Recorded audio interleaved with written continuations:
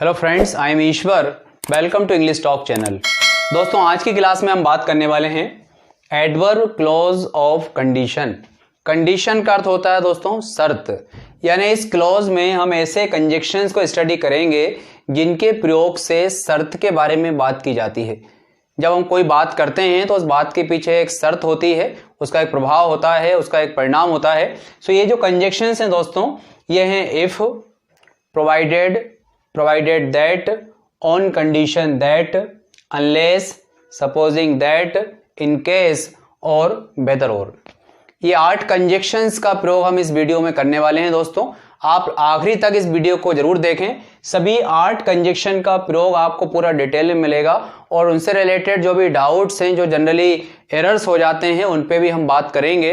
Adverb clause of condition जो है दोस्तों, वो एडवर्ब क्लॉज का एक पार्ट है। एडवर्ब क्लॉज के 9 पार्ट्स होते हैं, उसमें से आज हम बात कर रहे हैं एडवर्ब क्लॉज ऑफ कंडीशन के बारे में।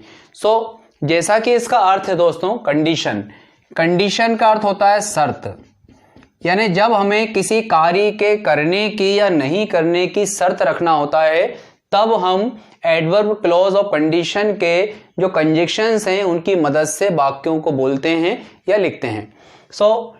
पहले हम बात करते हैं दोस्तों, पहले 4 जो कंजक्शंस हैं उनके बारे में हम बात करेंगे, क्योंकि इन चारों शब्दों में काफी सिमिलरिटीज हैं। ये 4 जो शब्द हैं वो हैं इफ। इफ का अर्थ होता है दोस्तों यदि, यदि या अगर। प्रोवाइडेड का अर्थ होता है तब ही। प्रोवाइडेड दैट का अर्थ भी यही होता है, तब ही, या इसको हम हिंदी में जैसे हम बशर्ते भी बोलते हैं, तब ही या बशर्ते, इन दोनों शब्दों का अर्थ होता है। ऑन कंडीशन दैट का अर्थ होता है इस शर्त पर की। तो 4 शब्दों पे हम पहले बात कर रहे हैं दोस्तों। इन चारों शब्दों में एक चीज बड़ी कॉमन है दोस्तों, कि जब भी इनका प्रयोग होगा किसी भी शर्त सूचक, यानी जिस सेंटेंस में कंडीशन होगी, शर्त होगी, शर्त सूचक वाक्य के पहले हमें इन सभी कंजक्शन का प्रयोग करना है। जैसे यहां पर एक सेंटेंस है दोस्तों, you work hard you will pass. ये 2 सेंटेंस हैं, दोनों को हमें आपस में जोड़ना है। यू वर्क हार्ड, तुम कठिन परिश्रम करते हो। यू विल पास, तुम पास हो जाओगे।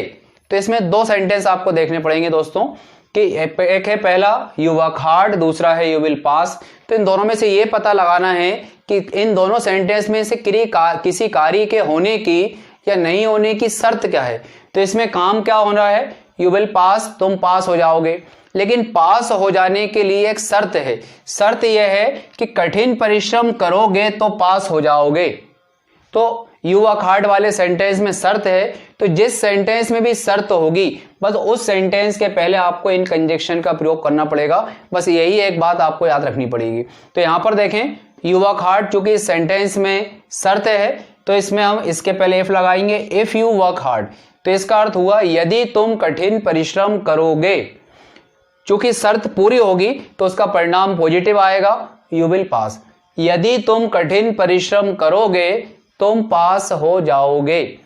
इस इफ का प्रयोग जो है सेंटेंस के बीच में भी कर सकते हैं, लेकिन वहां पर हमें ध्यान देना है कि इफ का प्रयोग चाहे सेंटेंस के शुरू में हो या चाहे सेंटेंस के बीच में हो, एक चीज हमेशा बिल्कुल फिक्स रहेगी कि उसका प्रयोग होगा शर्त सूचक सेंटेंस के पहले ही।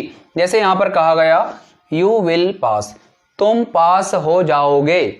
इफ यू वर्क हार्ड, यदि तुम कठिन परिश्रम करोगे। यानी यू वर्क हार्ड वाले सेंटेंस में शर्त है, तो शर्त वाले सेंटेंस के पहले ही आपको इफ लगाना है, इस बात को ध्यान देना पड़ेगा। कंप्लीट सेंटेंस हुआ you will pass if you work hard. अब चूंकि यू वर्क हार्ड वाले सेंटेंस में शर्त है, तो आप ये भी ध्यान रखें दोस्तों कि जिस तरह से हमने इफ का यूज किया, तो इफ के प्लेस पर हम चाहें तो इन प्रोवाइडेड का, प्रोवाइडेड दैट का और ऑन कंडीशन दैट का प्रयोग करके भी इस बात को कह सकते हैं, क्योंकि हमने शुरू में एक बात की कि इन शब्दों के प्रयोग से भी शर्त का पता चलता है। तो हम कह सकते हैं you will pass provided you work hard, तुम पास हो जाओगे बशर्ते तुम कठिन परिश्रम करोगे। You will pass provided that you work hard. You will pass on condition that you work hard, तुम पास हो जाओगे इस शर्त पर कि तुम कठिन परिश्रम करोगे। यानी यदि आप कठिन परिश्रम करोगे तो पास हो जाओगे।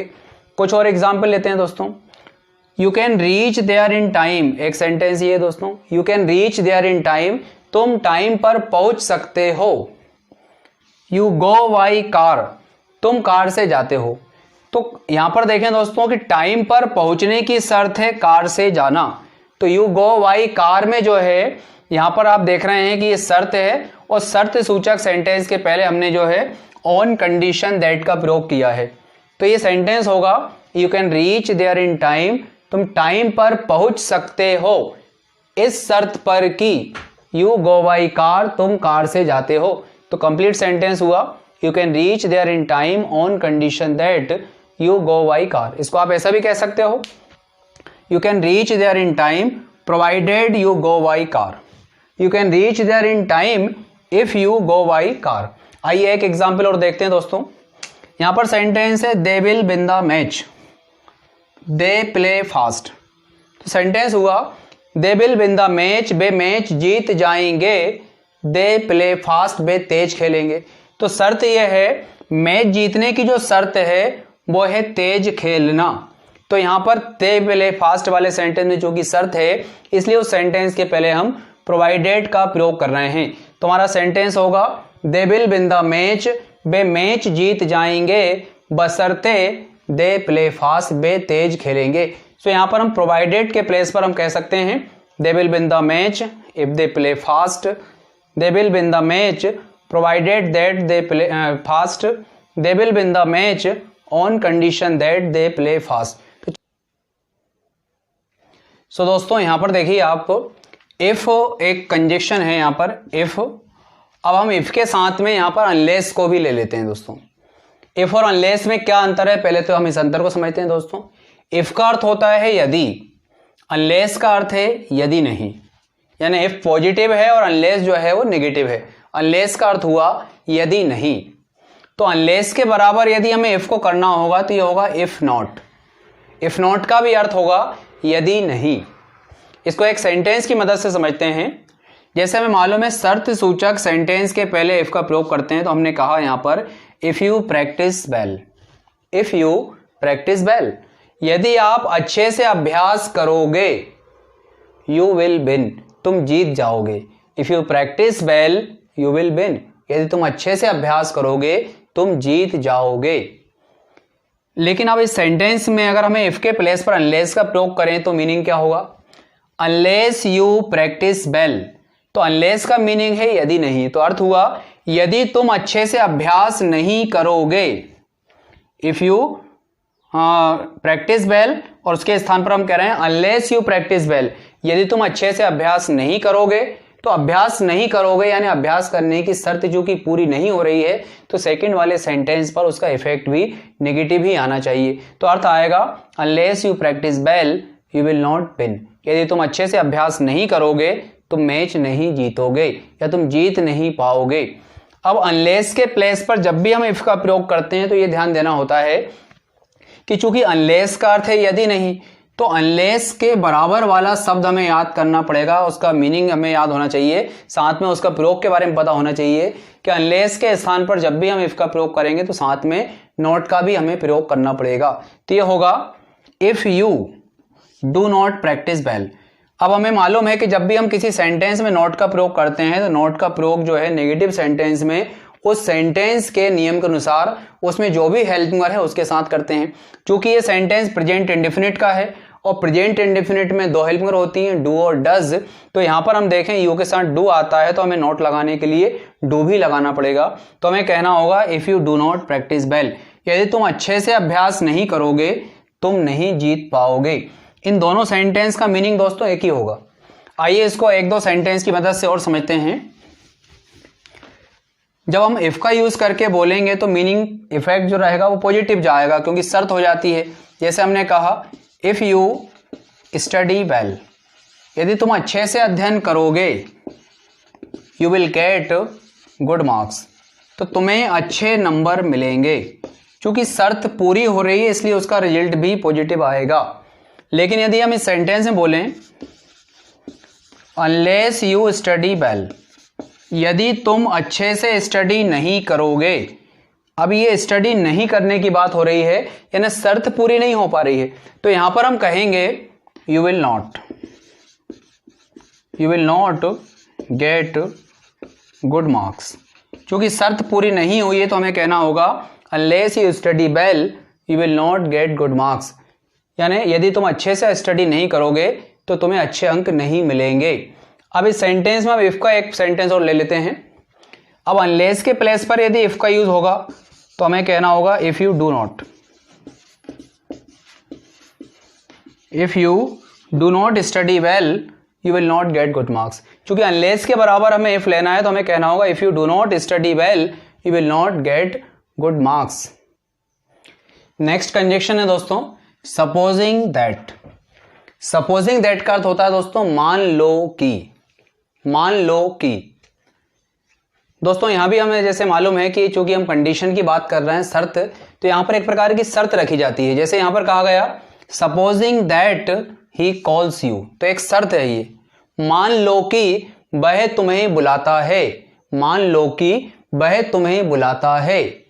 एक चीज और भी याद रख सकते हैं दोस्तों, इसका हम ट्रांसलेशन करते हैं तो जब भले ही एक सेंटेंस आपका प्रेजेंट टेंस में है और दूसरा वाला जो है फ्यूचर में है, तो इन दोनों सेंटेंस को हिंदी ट्रांसलेशन अगर करेंगे तो दोनों का ही हमें फ्यूचर में ट्रांसलेशन करना चाहिए।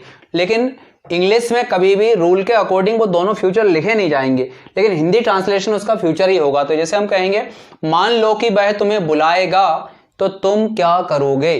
सपोजिंग दैट का प्रयोग करके एक शर्त रखी जाती है और उस शर्त के आधार पर फिर सेकंड वाले सेंटेंस में कोई भी एक क्वेश्चन पुटअप किया जाता है। जैसे यहां पर कहा गया मान लो कि वह तुम्हें बुलाएगा, तो बुलाने पर जो शर्त है बुलाने की उसके ऊपर इफेक्ट क्या आएगा वो बात सेकंड वाले सेंटेंस में कही जाती है। जैसे कहा supposing that he calls you what will you do, तुम क्या करोगे। या हो सकता है विल यू गो, क्या तुम जाओगे। मान लो कि वह तुम्हें बुलाएगा तो क्या तुम जाओगे। मान लो कि वह तुम्हें नहीं बुलाएगा तो क्या तुम जाओगे। Supposing that he does not call you will you go या विल यू नॉट गो। यानी सेकंड वाले सेंटेंस में जो है क्वेश्चन होना चाहिए। सेकंड सेंटेंस और लेते हैं दोस्तों, supposing that he does not invite you, मान लो कि वह तुम्हें इनवाइट नहीं करेगा, विल यू गो, तो क्या तुम जाओगे। Supposing that he does not invite you so what will you do, तो तुम क्या करोगे। सपोजिंग दैट दे फेल, मान लो कि वे फेल हो गए या फेल हो जाएंगे, so what will they do, तो वे क्या करेंगे। सो दोस्तों सपोजिंग दैट का अर्थ होता है मान लो कि, इसमें हम कोई एक बात रखते हैं, मान लेते हैं और फिर उसके आधार पर क्वेश्चन करते हैं तो फिर क्या होगा। जैसे एक सेंटेंस ही समझ लेते हैं, supposing that they fail what will they do, मान लो कि वे फेल हो गए तो वे क्या करेंगे। नेक्स्ट कंजक्शन है दोस्तों इन केस। इन केस का अर्थ होता है दोस्तों यदि ऐसा हो तो, यदि ऐसा हो तो, या यदि ऐसा हो जाए तो, हम बोलते हैं ना अगर ऐसा हो जाए तो इस तरह का कंजक्शन यूज करने के लिए दोस्तों हम ध्यान रखें, पहले वाले सेंटेंस में हमेशा कोई ना कोई एक सलाह या सुझाव रहता है और फिर बताया जाता है इन केस के माध्यम से एक शर्त रखी जाती है कि गो बाई कार, कार से चले जाना, गो बाई कार, कार से चले जाना।